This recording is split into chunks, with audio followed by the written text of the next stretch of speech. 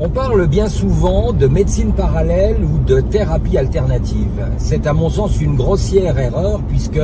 la grande majorité des thérapeutes qui exercent ces pratiques ne sont pas médecins. Dans la plupart des reportages que l'on voit à la télévision sur les dérives de certains thérapeutes, voire même dans certains cas des dérives sectaires, qu'est-ce que l'on nous montre? On nous montre toujours des thérapeutes qui ont quelque part, à un moment donné,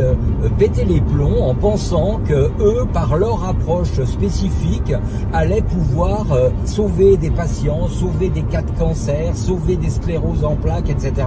Et moi, je pense que c'est justement ce type de comportement qui met à mal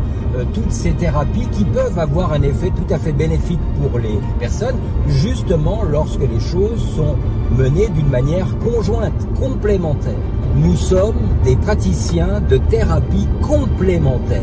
Ça sous-entend par le fait qu'on ne renie pas la médecine conventionnelle qui a toute sa raison d'être, mais nous agissons d'une manière complémentaire parce que nous travaillons sur des domaines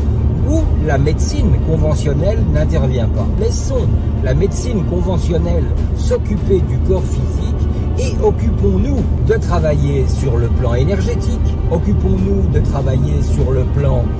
émotionnel, occupons-nous de travailler sur le plan spirituel, mais laissons la médecine faire son travail. L'union des deux approches permettra, dans bien des cas aux patients, de se sortir d'un mauvais pas, là où l'une ou l'autre des thérapies pratiquées seules n'aurait pas forcément de résultats tangibles.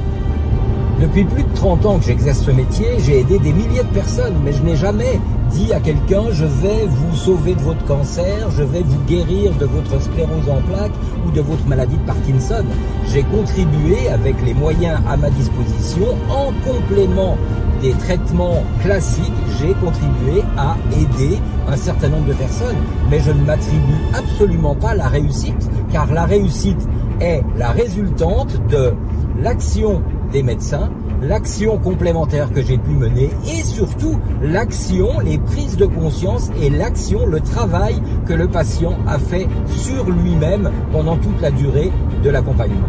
À mon avis, si l'on veut vraiment rendre ce monde meilleur, il faut cesser ces guerres de clochers et comprendre que nous avons tous un rôle à jouer, nous sommes tous à une place sur l'échiquier et nous avons tous un rôle à jouer, les médecins, les thérapeutes non conventionnels et les patients.